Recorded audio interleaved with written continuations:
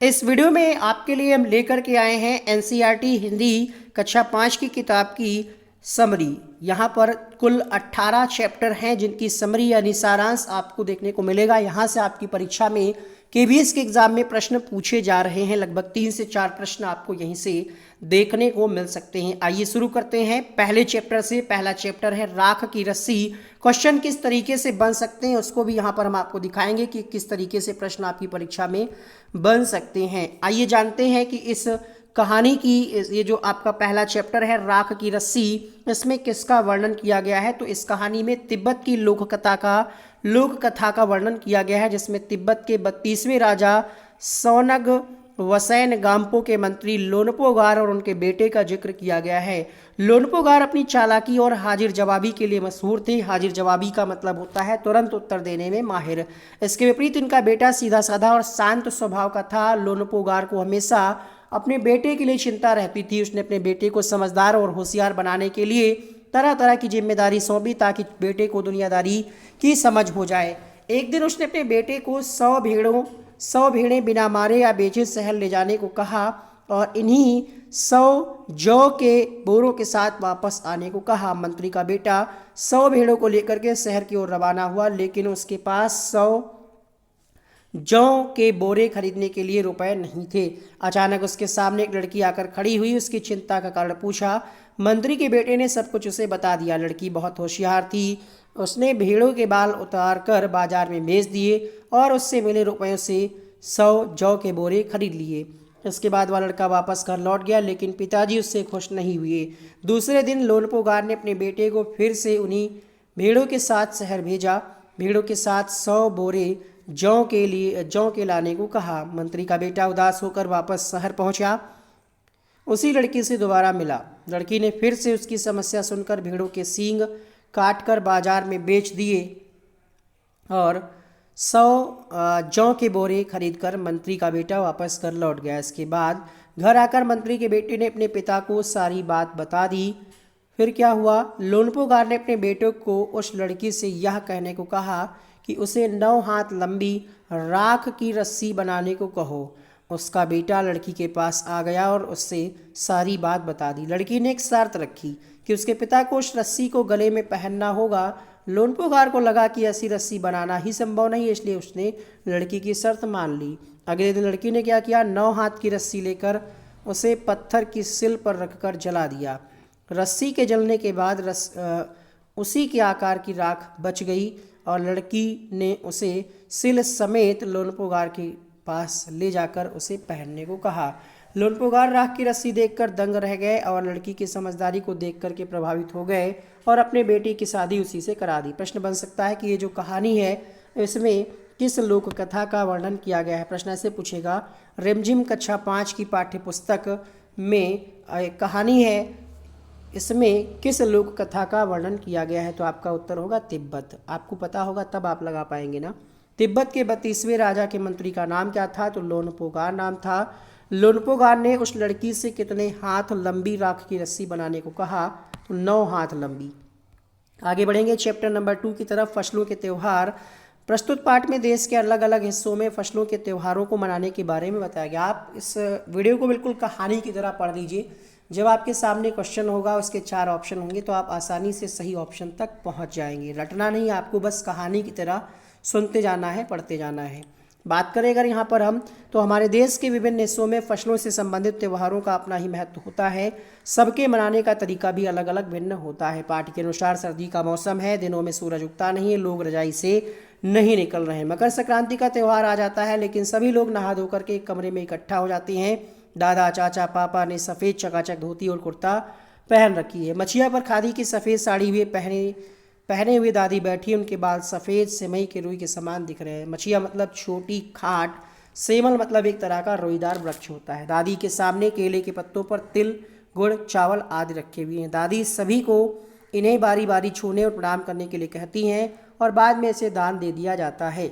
मकर संक्रांति का त्यौहार ये मनाया जाता है जनवरी मध्य से अप्रैल मध्य तक, अलग अलग समय में मनाया जाता है।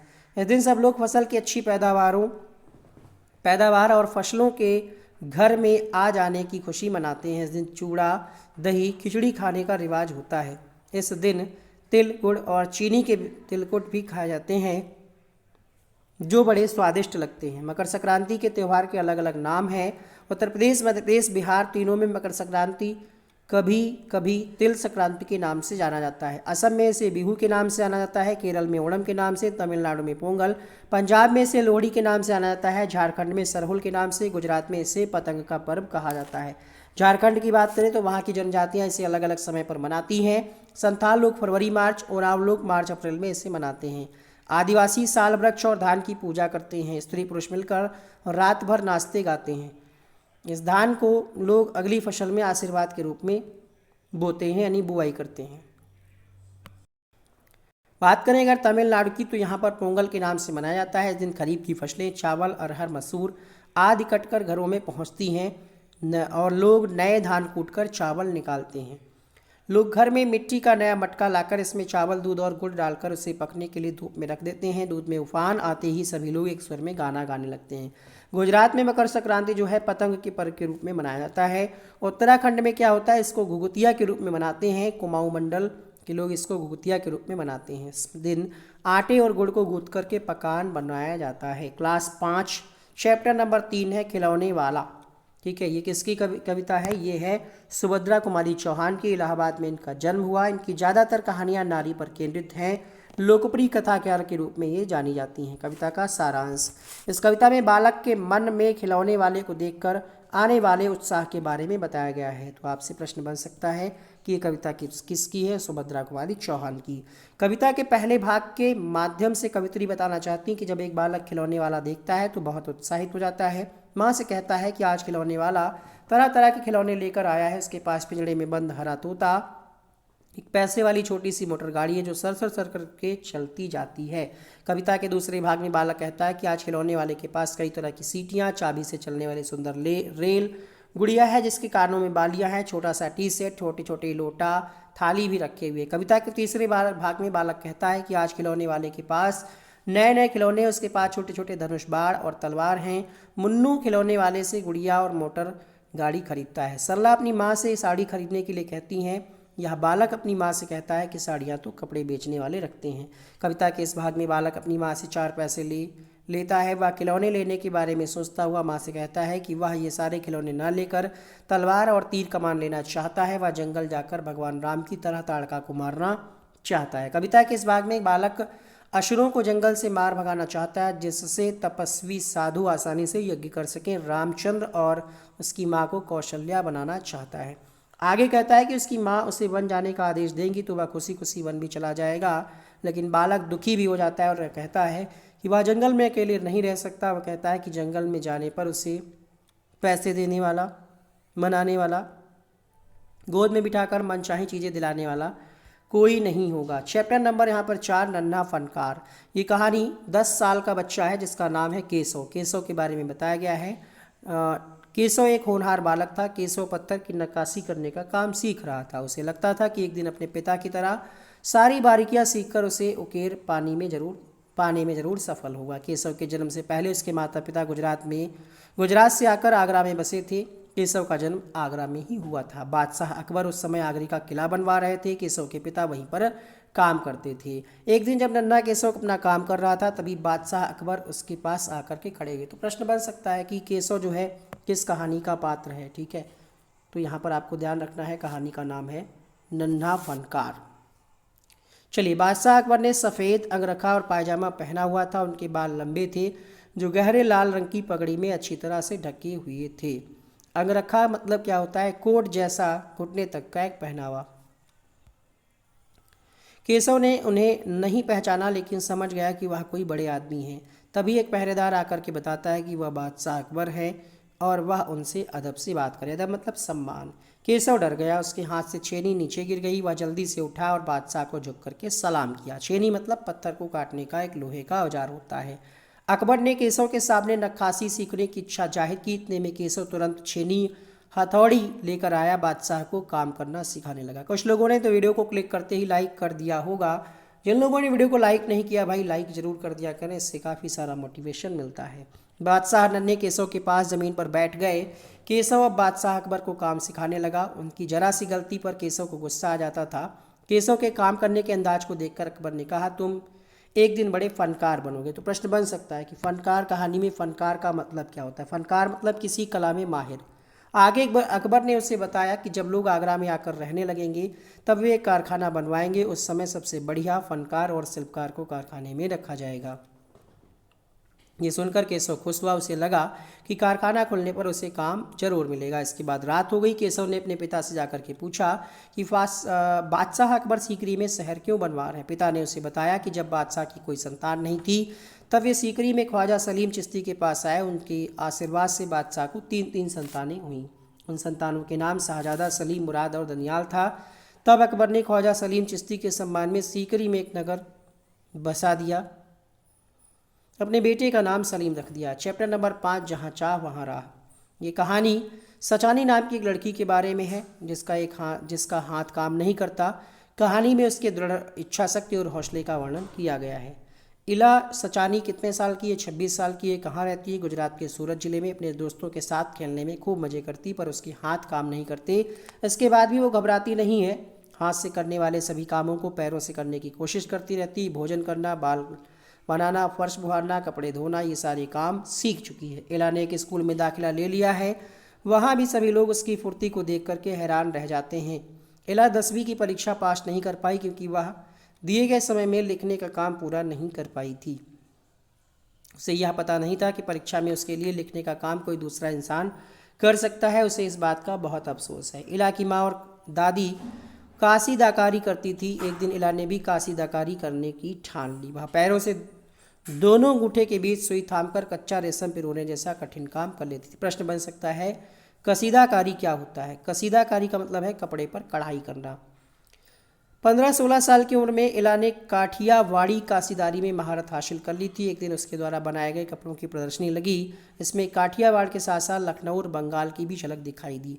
उसने पत्तियों को चिकनकारी से, डंडियों को कांथा से उभारा था, पशु पक्षियों की आकृतियों को अच्छे से उकेरा था। इला की आंखों में चमक दिखाई देती है। इस प्रकार इला अपंग होते हुए भी बहुत से लोगों के लिए प्रेरणा स्रोत है। इला की उम्र कितनी है? 26 साल की बात करें।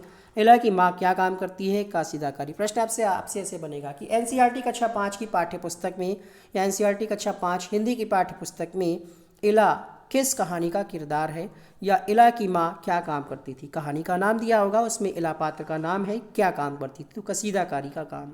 ठीक है। इला ने कौन सी कसीदाकारी में महारत हासिल कर ली थी? काठियावाड़ी में। ऐसे प्रश्न बन सकते हैं। चैप्टर नंबर 6 है चिट्ठी का सफ़र। ये कहानी जो है चिट्ठियों के महत्व, इसके ऐतिहासिक सफ़र का वर्णन किया गया है। जब टेलीफोन तकनीकी यंत्र नहीं हुआ करते थे तब चिट्ठी ही दूरसंचार का महत्वपूर्ण साधन हुआ करती थी। चिट्ठियों का हमारे जीवन में महत्वपूर्ण स्थान है। जब पत्र लिखा जाता है तब पत्र को लिखने के बाद उस पर डाक टिकट लगाया जाता है। उस पर घर का नंबर। देखिए, यहाँ से आपसे प्रश्न ये बन सकता है। ये प्रश्न आपसे ईवीएस में पूछा जा चुका है एक बार सीटेट के एग्ज़ाम में। पिन कोड की शुरुआत हुई थी डाकतार विभाग के द्वारा 15 अगस्त 1972 को।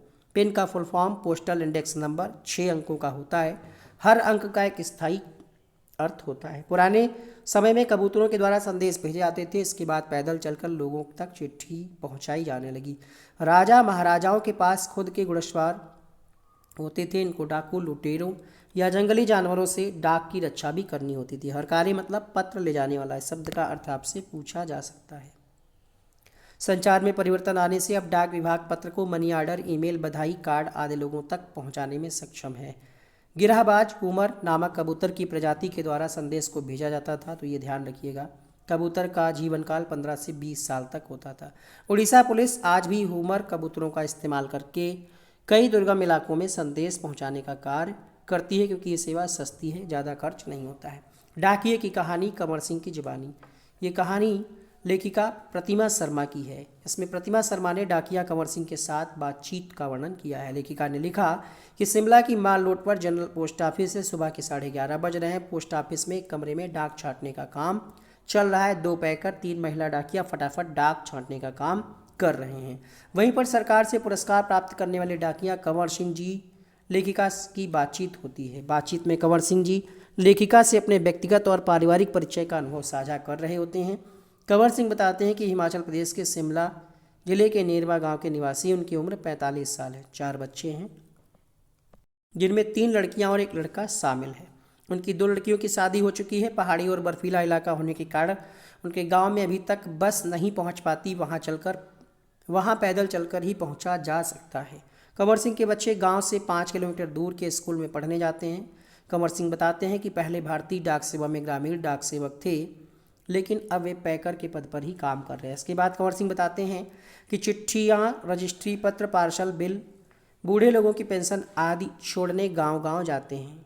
यहाँ पर और कुछ इम्पोर्टेंट नहीं है, यहाँ पर ये आपके लिए समझने वाला है। कंवर सिंह ने सबसे पहले लाहौल स्पीति जिले के किब्बर गांव में 3 साल की नौकरी की। इसके बाद 5 साल तक काजा और 5 साल तक किन्नौर। तो बन सकता है पात्र ने कौन सी नौकरी कहाँ की, याद रखिएगा। कंवर सिंह कहते हैं कि किन्नौर और लाहौल स्पीति हिमाचल प्रदेश के बहुत ठंडे तथा ऊंचे जिले। तो प्रश्न बन सकता है कि ये जिले कहाँ के हैं। ऑप्शन दे देगा हिमाचल प्रदेश, मध्य प्रदेश, उत्तर प्रदेश। तो ध्यान रखना, हिमाचल प्रदेश के ठंडे ऊंचे जिले हैं जहाँ डाक पहुँचाने के लिए 26 किलोमीटर रोजाना चलना पड़ता था। कंवर सिंह बताते हैं कि पैकर को काम के हिसाब से वेतन बहुत कम दिया जाता है। अंत में लेखिका ने कंवर सिंह से काम के दौरान हुई किसी घटना का जिक्र करने को कहा। तो घटना का जिक्र करते हुए कंवर सिंह ने बताया कि जब उनका तबादला शिमला के जनरल पोस्ट ऑफिस में हुआ, उन्हें रात के समय रेस्ट हाउस और पोस्ट ऑफिस की चौकीदारी का काम दिया गया था। 29 जनवरी 1998 की घटना को बताते हुए कहा कि रात के लगभग 6:30 बजे किसी ने दरवाज़ा खटखटाया। दरवाज़ा खोलते ही 5-6 लोग अंदर घुस आए, उन्हें पीटने लगे। इसमें उनका सिर फट गया, बेहोश हो गया। उनके चिल्लाने की आवाज़ सुनकर 17 साल का बेटा ऑफिस के दूसरे लोगों ने दरवाजे का शीशा तोड़कर उन्हें शिमला के इंदिरा गांधी मेडिकल कॉलेज के अस्पताल में भर्ती करवाया। तब से उन्हें एक आंख से दिखाई नहीं देता। यहाँ पर अगला इंपॉर्टेंट प्रश्न है, प्रश्न आपसे बन सकता है, बेस्ट पोस्टमैन का इनाम किसको और कब दिया गया। तो कंवर सिंह को कब दिया गया, 2004 में डाक की चीज़ें बचाने के लिए दिया गया 500 रुपये और प्रशस्ति पत्र दिया गया। अंत में कंवर सिंह बेहद गर्व से कहते हैं कि मैं बेस्ट पोस्टमैन हूँ। अगला चैप्टर है चैप्टर नंबर 8, वे दिन भी क्या दिन थे। इस कहानी के लेखक हैं आइजक असीमोव। ठीक है, इनकी मशहूर श्रृंखला है फाउंडेशन। इसमें क्या है, भविष्य में होने वाली तकनीकी बदलावों का रोचकता के साथ वर्णन किया गया है। कुम्मी और रोहित नाम के 2 बच्चे। ऐसे प्रश्न बन सकता है कि कुम्मी और रोहित किस कहानी के पात्र हैं। ठीक है, तो कुम्मी ने अपनी डायरी में 17 मई 1955 की रात को लिखा है कि रोहित को आज एक पुस्तक मिली है जो बहुत पुरानी थी। कुम्मी के दादा ने उसे बताया कि उसके ज़माने में कहानियाँ कागज़ पर छपती थीं और पढ़ी जाती थीं। पुस्तक में पेज हुआ करते थे जिन पर कहानियाँ छपी होती थीं। आगे कहा जा रहा है, रोहित ने कहा कि तब टेलीविज़न ही अच्छा है जिसमें पुस्तक नई की नई रहती हैं। कुम्मी ने जब रोहित से उस पुस्तक के बारे में पूछा तो रोहित ने जवाब दिया कि यह घर में रखे एक पुराना डिब्बे से मिली है। उस पुस्तक में स्कूल के बारे में लिखा था। लेखक कहना चाह रहे हैं अब इस पर हर विद्यार्थी के घर में एक मशीन होती है। इस मशीन के सामने बैठकर याद करना, होमवर्क पूरा करना आदि काम किए जा सकते हैं। और यहाँ पर आपके लिए कुछ खास इम्पॉर्टेंट नहीं है। आगे बढ़ते हैं चैप्टर नंबर 9 के लिए। एक माँ की बेबसी कविता, ये किसकी है, कुंवर नारायण की है। इनका जन्म उत्तर प्रदेश में 19 सितंबर 1927 को हुआ था। यहाँ पर एक रतन नाम के एक लड़के के बारे में बताया गया है, उसकी माँ की बेबसी का चित्रण किया गया है। कविता के प्रथम भाग में कवि कहते हैं कि उनके पड़ोस में रतन नाम का लड़का था जो बोल नहीं पाता था। वह रोज उन सभी के साथ खेलने आया करता था। अपंग होते हुए भी एक बच्चा ही था, लेकिन वह उनसे अलग और उनके लिए एक अजूबा था। कविता के दूसरे भाग में कवि कहते हैं सभी बच्चे रतन से घबराते भी थे। उसकी बातों को इशारों में समझना आसान नहीं होता था। उसकी सहमी हुई आंखों में जो बेचैनी रहती थी उसे कोई भी समझ नहीं पाता था। कविता के तीसरी भाग में कवि कहते हैं कि जब तक रतन खेलता था उसकी माँ उसके पास ही बैठी रहती थी, अपनी नज़र हमेशा रतन पर रखा करती थी। कवि उन दोनों छोटे बच्चे थे, तब उनकी माँ की बेबसी को नहीं समझ पाए। अब उनको सब कुछ समझ आने लगा है। कवि को रतन याद है, लेकिन सबसे ज़्यादा उन्हें माँ की बेबसी याद आती है जो हमेशा अपने बेटे की सुरक्षा और भविष्य को लेकर के परेशान रहती थी। चैप्टर नंबर 10, एक दिन की बादशाहत। ये कहानी किसकी है, इसकी लेखिका हैं जिलानी बानो। कहानी के सारांश की अगर बात करें तो इसमें 2 बच्चे आरिफ और सलीम की एक दिन की बादशाहत का खूबसूरत चित्रण किया गया है। 2 बच्चे आरिफ और सलीम अपने माता पिता द्वारा हर बात पर टोके जाने से परेशान थे। कभी अम्मी, कभी दोनों, कभी दादी द्वारा टोका जाता था। उन्हें हर वक्त पाबंदी में रहने को मजबूर रहना पड़ता था। बच्चों की अपनी मर्जी कभी नहीं चलती थी। एक दिन बच्चों को एक तरकीब सूझी और दोनों ने अब्बा के पास जाकर के कहा कि एक दिन के लिए उन्हें बड़ों के अधिकार दे दिए जाएं और सब बड़े छोटे बन जाएं। अब्बा उनकी बात मान लेते हैं, एक दिन के लिए सारे अधिकार देने की बात कहते हैं। अगले दिन सुबह सबसे पहले आरिफ ने मम्मी को जल्दी उठकर खाना बनाने को कहा। इसके बाद उसने दादी को हरीरा पीने से टोक दिया। बाद में खान सामे को आदेश देकर उसने अपने सामने अंडे और मक्खन रखवाया और घर के बाकी सदस्यों को दलिया और दूध बिस्कुट देने को कहा। इसके बाद आरिफ और सलीम ने खाते हुए अम्मी को टोका और सलीम ने ज़बरदस्ती उन्हें गोशल खाने में भेज दिया। इसके बाद सलीम ने अब्बा को कपड़े मैले होने पर टोका, जल्दी ऑफिस जाने को कहा। बाद में खान सामा रजिया को उन्होंने आदेश दिया कि आज आलू गोश्त कबाब मिर्चों का सालन बनेगा। सलीम तुरंत आगे बढ़ा और अम्मी को कहा कि आज गुलाब जामुन, गाजर का हलवा, मीठे चावल बनाओ। जब दादी बात कर रही थी तो आरिफ ने दादी को भी टोक दिया। भाईजान ने शाम को दोस्तों के साथ फिल्म देखकर देर से आने की बात कही तो आरिफ ने आंखें निकालकर उन्हें धमकाया, जाने से मना कर दिया। इसके बाद सलीम ने आपा को भी टोका और सफ़ेद वायल की साड़ी पहनने को कहा।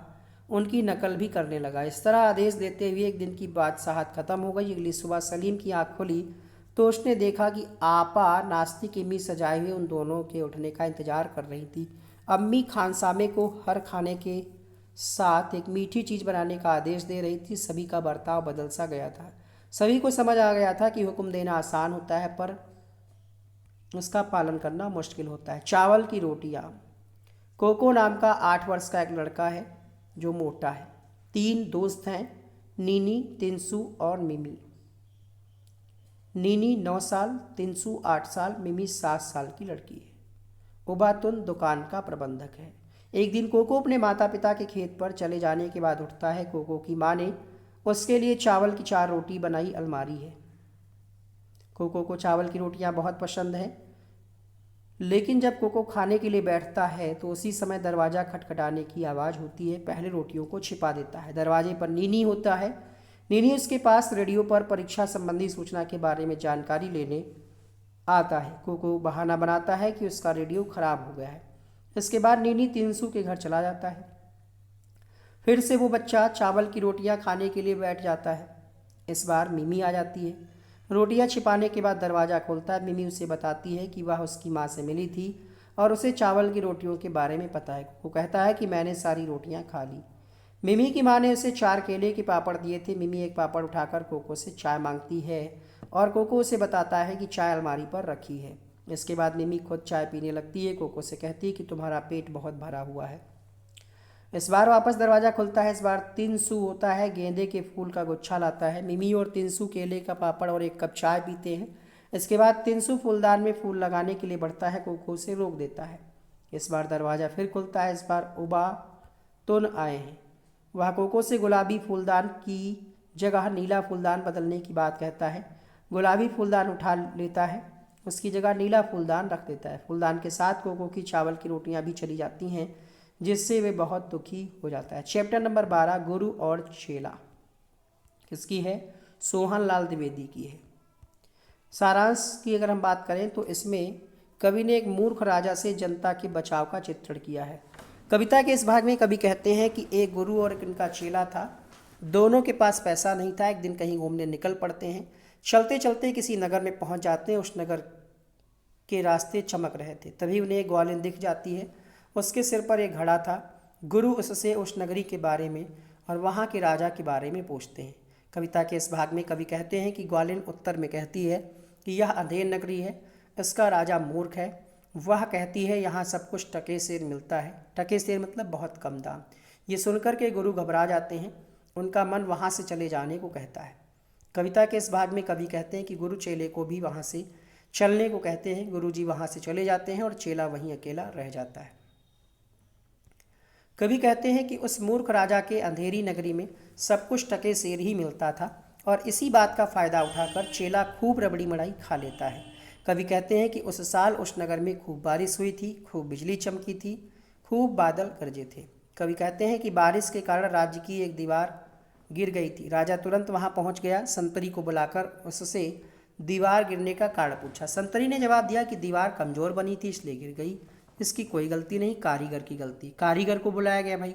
राजा ने कारीगर को सजा देने का आदेश दिया। कारीगर ने कहा इसमें मेरी गलती नहीं है, भिस्ती की गलती है। भिस्ती मतलब ढोने का काम करने वाला, एक तरीके का लेबर। तब राजा ने हुक्म दिया कि भिस्ती को फौरन बुलाकर उसे फांसी पर चढ़ा दिया जाए। भिस्ती ने अपना बचाव किया। उन्होंने कहा कि मशक की गलती, मशक मतलब चमड़े की थैली बनाने वाला। मशक भी अपना बचाव करता, कहता है कि मंत्री की गलती है, ठीक है, क्योंकि मंत्री वह कहता है कि उन्होंने ही मुझे बड़े जानवर का चमड़ा दिलवाया था। मंत्री को बुलाकर उसे फांसी पर चढ़ाया जाता है, लेकिन मंत्री बहुत दुबला पतला होता है, इसलिए राजा किसी मोटे आदमी को लाने का आदेश देता है।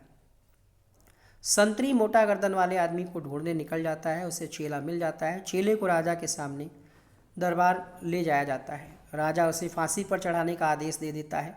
चेला राजा के सामने आखिरी बार अपने गुरु से मिलने की इच्छा रखता है। इसके बाद गुरु को राज दरबार बुलाया जाता है। गुरु और चेला आपस में कुछ बात करते हैं, झगड़ा शुरू कर देते हैं। दोनों ही फांसी पर चढ़ने की बात कहते हैं। राजा उनकी झगड़े का कारण पूछता है, तब गुरु बताते हैं कि इस समय जो फांसी पर चढ़ेगा वह चक्रवर्ती बन जाएगा। राजा गुरु की बात सुनकर फांसी पर चढ़ जाते हैं। पूरी जनता खुश हो जाती है। चैप्टर नंबर 13 है स्वामी की दादी। ये कहानी किसकी है? आर के नारायण स्वामी की है। इनका जन्म 1906 में हुआ था। ये पूछा जा सकता है। मालगुडी का आदमखोर इन्हीं की प्रमुख रचना है, ठीक है। प्रस्तुत कहानी में स्वामीनाथन और उनकी दादी के बीच आपसी प्रेम का चित्रण किया गया है। स्वामीनाथन की दादी एक छोटी सी कोठरी में रहती थी। उनके पास 5 दरियाँ, 3 चादरें, 5 तकियों वाली भारी भरकम बिस्तर थे। एक दिन रात को खाना खाने के बाद स्वामीनाथन अपनी दादी की गोद में सिर रखकर उनसे बातें कर रहे थे। उसने अपनी दादी को अपने दोस्त राजम और मणि की कहानी सुनाई। उसने बताया कि राजम के पिता पुलिस अधीक्षक हैं। इसके बाद दादी भी अपनी पुरानी कहानी बताने लगती हैं। उन्होंने स्वामीनाथन को बताया कि उसके दादा रौबदार सब मजिस्ट्रेट थे, उनसे बड़े से बड़ा डाकू भी बहुत डरते थे। इसके बाद स्वामीनाथन दादी को राजम के बारे में बताने लगा। स्वामीनाथन ने बताया कि राजम को गणित में 100 में से 90 अंक मिले हैं। चैप्टर नंबर यहाँ पर 14 है बाघ आया उस रात। ये कविता जो है किसकी है? नागार्जुन की है। इनका जन्म 1911 में हुआ। बात करते हैं इस कविता के सारांश की। तो जंगल में रहने वाले बाघ के खौफ को बताया गया है। कविता के इस भाग में कवि कहते हैं कि एक छोटा बच्चा बाघ के बारे में बताता है। एक बाघ इधर से निकलकर उधर चला गया था। वह अपने बाबा को कहता है कि बाघ उस रात को आया था, इसलिए आप रात को बाहर मत निकलना। बच्चा कहता है कि वह बाघ चरने के पास ही रहता है और उसके 2 बच्चे हैं। बाघिन सारा दिन पहरा देती है और बाघ कभी सोता या कभी बच्चों के साथ खेलता रहता है। कविता के इस भाग में कवि कहते हैं कि एक दूसरा बालक कहता है कि बाघ कोई काम नहीं करता, वह ऑफिस, कॉलेज या स्कूल भी नहीं जाता। इसके बाद 5 साल का बेटू उन्हें सावधान करता है कि कोई भी रात को बाहर से होकर बाथरूम मत जाना, क्योंकि बाघ आ सकता है। चैप्टर नंबर 15 है विशन की दिलेरी। इसमें लेखिका ने सभी पक्षियों की सुरक्षा के बारे में वर्णन किया। प्रश्न बन सकता है कि किस कक्षा 5 की पाठ्यपुस्तक में, किस कहानी में पक्षियों की सुरक्षा के बारे में वर्णन किया गया है? तो बिशन की दिलेरी। एक 10 वर्ष का बालक है जिसका नाम है बिशन। सुबह सुबह घर से बाहर निकला था। वह रोज कर्नल दत्ता के फार्म हाउस पर उनकी पत्नी से पढ़ने जाता था। एक दिन उसे गोली चलने की आवाज़ सुनाई दी। 2-3 गोलियां एक साथ चली। गोलियों की आवाज़ सुनकर बिशन डर गया, पेड़ों के पीछे छिप गया। तभी कुछ समय बाद उसे एक और गोली चलने की आवाज़ सुनाई दी। बाद में बिशन को गोली चलने की वजह समझ में आ गई। जब फसल पक जाती है तब तीतर गेहूं में खेतों में आया करते हैं। शिकारी उनका शिकार करने चले आते हैं। ये सब सोचता हुआ बिशन दुखी हो गया। खेतों के किनारे किनारे से चलने लगा। उसने शिकारियों को सबक सिखाने का निर्णय लिया। आगे चलकर उसकी नज़र एक घायल तीतर पर पड़ गई। तीतर को अपने स्वेटर में फंसाया, सीने से लगा लिया। तीतर को लेकर पहाड़ी की ओर दौड़ पड़ा। तभी शिकारी ने उसे देख लिया और रुकने को कहा। बिशन बहुत डर गया था, फिर भी वो तेजी से भागने लगा। खेतों के कांटेदार झाड़ियों वाले छोटे रास्ते जाने लगा। उसके हाथ पैर कांटों की बहुत सी खरोंचें उभर आई थी। इसके बाद बिशन कर्नल दत्ता के फार्म हाउस पहुंचा। वहां कर्नल दत्ता के अल्सीनियन कुत्ता भौंक रहा था। बिशन ने तीतर को सुरक्षित स्थान पर छिपा दिया। खुद छत पर चिमनी के पीछे छिपकर बैठ गया। शिकारी कर्नल दत्ता के नज़दीक पहुंचे और उनसे तीतर के बारे में पूछने लगे। कर्नल साहब ने गुस्से में आकर उन्हें डांटा और उनकी बातें सुनकर शिकारी वहां से चले गए। इसकी बात बिशन तीतर को कर्नल दत्ता की पत्नी के पास लेकर जाता है और वहाँ उसका उपचार किया जाता है। अंत में बिशन दलिया खाकर अपने घर की ओर चल देता है। चैप्टर नंबर 16 है पानी रे पानी। इसके लेखक कौन है? अनुपम मिश्र। ठीक है, मध्य प्रदेश सरकार के द्वारा चंद्रशेखर आजाद राष्ट्रीय पुरस्कार से इनको सम्मानित किया गया है। पानी के महत्व पर इसमें प्रकाश डाला गया है और कुछ इसमें खास आपसे नहीं पूछा जाएगा। ठीक है, पानी के महत्व पर किसमें प्रकाश डाला जाएगा, उत्तर कर दीजिएगा। छोटी सी हमारी नदी, इसके कवि कौन है? रविंद्रनाथ ठाकुर। जन्म 1861। लेखक, नाटककार, संगीतकार, चित्रकार। नोबेल पुरस्कार इनको मिल चुका है। इस कविता में कवि ने एक नदी और उसकी खूबसूरती का वर्णन किया है। कविता के इस भाग में कवि कहते हैं कि नदी छोटी है, इसकी धार टेढ़ी मेढ़ी है, गर्मी के मौसम में यहाँ घुटने तक पानी भर जाता है, जिसे आदमी, जानवर या बैलगाड़ी आसानी से पार कर लेते हैं। नदी के किनारे बहुत ऊंचे हैं, इसके तली में कीचड़ भी नहीं है, रात्रि के वक्त सियार हुआ करता रहता है। कविता के इस भाग में कवि कहते हैं कि नदी के दूसरे किनारे पर आम ताड़ के पेड़ लगे हुए हैं, जिसकी छाया में ब्राह्मण टोला रहता है। छोटे बच्चे नहाते हुए मछलियाँ पकड़ते हैं, घर की औरतें नदी से रेत लेकर लोटा थाली मांजती हैं, कपड़े धोती हैं, सभी अपने घर को चल देती हैं। कविता के इस भाग में कवि कहते हैं कि जब आषाढ़ का महीना आता है, वर्षा होती है, तब नदी पानी से भर जाती है। इसकी तेज़ धार से कलकल की आवाज़ आने लगती है। नदी के दोनों तरफ के वनों में खूब कोलाहल मच जाता है, लोगों में खुशियों की लहर दौड़ जाती है। बात करेंगे चैप्टर नंबर 18 की, चुनौती हिमालय की। ये कहानी जो है, इस कहानी में लेखिका ने कश्मीर की ऊंची खूबसूरत वादियों और हिमालय की चोटी तक बेहतरीन सफ़र का वर्णन किया है। कहानी के अनुसार जवाहरलाल मातायन तक पहुँचे ही थे कि वहाँ एक नवयुवक ने, कुली ने उन्हें बताया कि इस पहाड़ के पीछे अमरनाथ की गुफा है। तभी किशन ने उस कठिन रास्ते से जवाहरलाल और उसके भाई को जाने का आगाह किया। वह 8 मील दूर थी। जवाहरलाल अपने चचेरे भाई के साथ कश्मीर घूमने निकले थे। वे दोनों जोजिला पास से होकर लद्दाखी इलाके की ओर चले गए। दोनों सफ़र की मुश्किल के बारे में सुनकर और भी ज़्यादा उत्सुक हो गए। उसके साथ कुली, किशन और उसकी बेटी भी उसके साथ जाने को तैयार हो गई थी। अगले दिन सुबह जवाहरलाल तैयार होकर बाहर आ गए। वहाँ दूर दूर तक कोई वनस्पति नहीं थी। सर्द हवाएं चल रही थी। जवाहरलाल ने हथेलियां आपस में रगड़ी, कमर में रस्सी लपेटकर चलने को तैयार हो गए। गाइड के रूप में किशन उनके साथ था। तो ये 18 चैप्टर कक्षा 5 की किताब की समरी आपने कवर कर ली है। उम्मीद करते हैं अगर आपकी सारी वीडियोस को देख लेते हैं कक्षा 4, 5, 3, तो 2-3 प्रश्न आपको ज़रूर यहीं से आपकी परीक्षा में देखने को मिल जाएंगे। तो इस वीडियो में इतना ही रखते हैं, मिलते हैं नेक्स्ट वीडियो में।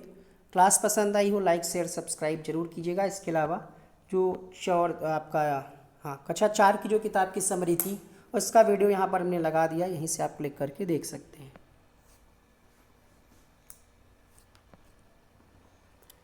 परीक्षा के लिए बहुत बहुत शुभकामनाएं। All the very best.